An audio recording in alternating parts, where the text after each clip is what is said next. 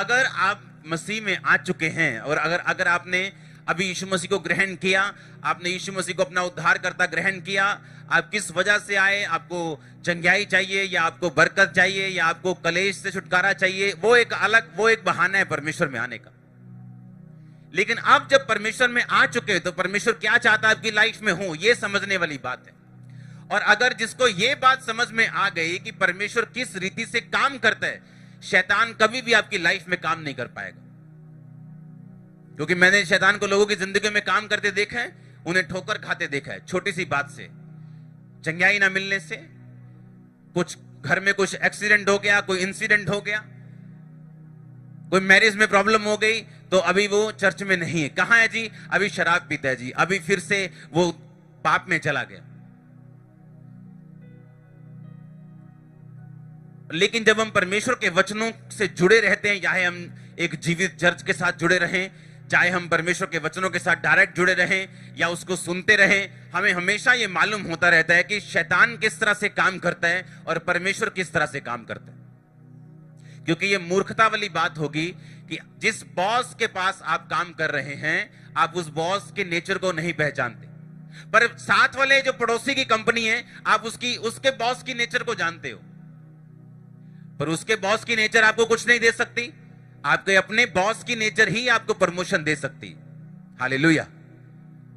इसका बेस कम करो, शायद समझ नहीं आ रही पंजाबी में तुमको। फिर से मैं एक लाइन को पढ़ूंगा, सुनो मेरी बात ध्यान से। अपने पड़ोसी को बोलो तू अपने बॉस को समझ, पड़ोसी के बॉस को नहीं। क्योंकि तेरी प्रमोशन, तेरी तरक्की तेरे बॉस पे निर्भर करती है, तेरे पड़ोसी के बॉस पर नहीं। हालेलुया। अब समझना, अब आशीष तो देनी है परमेश्वर ने, बरकत तो देनी है परमेश्वर ने, लेकिन परमेश्वर की तो समझ है नहीं। क्यों? वचन हम पढ़ते नहीं, वचन पढ़ा ही नहीं, वचन जानते नहीं परमेश्वर काम किस तरह से करता है हमारी लाइफ में। यहां पे परमेश्वर कह रहा है कि अगर तू मेरी बात को सुने तो मैं क्या करूंगा, मैं तेरे आगे से हित्ती, यबूसी, कनानी उन लोगों को तेरे सामने से मैं निकालूंगा। मैं अपने दूत को तेरे आगे आगे भेजूंगा और वो दूत उनको निकालेगा। तू मेरी बात को सुनना, तू बांझ नहीं रहेगा। ये फाइनेंशियली भी लागू होता है, क्योंकि लोगों के बिजनेस तो हैं लेकिन वो फलदार नहीं, फाइनेंस तो हैं लेकिन कोई धंधा काम तो है लेकिन वो फलदार नहीं। परमेश्वर ने कहा मैं तेरे गर्भ को गिरने नहीं दूंगा, मैं तेरे अन्न और जल पर आशीष दूंगा और मैं तेरे बीच से रोगों को दूर करूंगा अगर तू मेरी बात को सुने तो। वो बात परमेश्वर ने उनको क्या बोली कि तुम सिर्फ मेरी ही उपासना करना। पहली बात ये बोली कि तुम्हारे जीवन में और कोई परमेश्वर नहीं होना चाहिए, तुम्हारे जीवन में सिर्फ मैं होना चाहिए और तुम मेरी ही उपासना करोगे तो मैं अपने दूत को तुम्हारे आगे आगे भेजूंगा। अब सुनने वाली बात यहां पे ये है, जब परमेश्वर ने उनको कहा कि मैं अपने दूत को भेजूंगा, अन्न जल पे आशीष दूंगा, रोगों को दूर करूंगा, मैं तुम्हारे गर्भ को फिर से फलवंत करूंगा, वो बांझ नहीं होगा, वो फल देगा। उसकी अगली आयत को हम पढ़ेंगे अपनी स्क्रीन के ऊपर। परमेश्वर ने कहा मैं लोगों के दिल में ऐसा डर समा दूंगा और मैं तेरे शत्रुओं की तुझसे पीठ दिखाऊंगा। आगे 29 आयत को पढ़ेंगे। परमेश्वर ने कहा मैं एक ही वर्ष में सभी को नहीं निकालूंगा, ऐसा ना हो कि देश उजाड़ हो जाए और बनेले पशु बढ़कर तुझे दुख देने लगे। जब तक तू फूल कर फल कर फलवंत होकर देश को अपने अधिकार में न कर ले, तब तक मैं उन्हें तेरे आगे से थोड़ा थोड़ा करके निकालता रहूंगा। पिछली आयत को फिर पढ़ेंगे, पिछली आयत को फिर पढ़ेंगे। परमेश्वर ने कहा मैं तेरा डर दूसरे लोगों के बीच में समवाऊंगा। और जब तू जाएगा, ऐसा नहीं कि तेरे सामने से, क्योंकि उनके सामने बहुत सी जातियां रहती थी, परमेश्वर ने कहा था मैं उन्हें तेरे सामने से निकाल दूंगा और कनान देश तुझे दूंगा। परमेश्वर ने कहा मैं ऐसा नहीं करूंगा कि एक ही साल में वो सारी जातियां उन देशों को छोड़ के चली जाएं और बाद में बनेले पशु आएं और तुम्हारी हानि करें। अगर आप सिर्फ परमेश्वर में बने रहें सिर्फ, और पाप ना करें और परमेश्वर को मौका दे आपकी लाइफ में काम करने का, आप सोच भी नहीं सकते किस टाइमिंग से, किस तरह से, किस तरीके से परमेश्वर ने आपकी जिंदगी में काम करना सोचा हुआ है।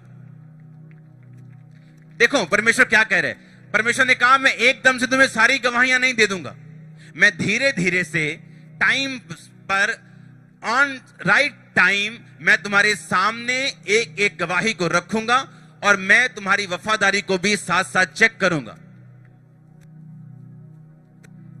और एक एक गवाही को मैं रखूंगा ताकि सब गवाहियां अगर तुम्हें मिल जाएं, ऐसा ना हो कि तुम्हारा नाश हो, शैतान तुम्हें घमंड में ले जाए, शैतान तुम्हारी प्रार्थना खत्म कर दे और तुम्हारी जिंदगी में ऐसे काम हो। लेकिन जब मैं तुम्हें लेके जाऊंगा तो मुझ पे भरोसा रखना। जैसे आप परमेश्वर में आते हैं, परमेश्वर की योजना है कि आपको इस लेवल तक लेके जाना है, उसकी प्लानिंग है, आपको फाइनेंशियली इस तरह से ब्लेस करना है, आपको पारिवारिक रूप में इस तरह से आशीषित करना है। लेकिन बाइबल कहती परमेश्वर अपने प्लान को आप पर एकदम जाहिर नहीं करता।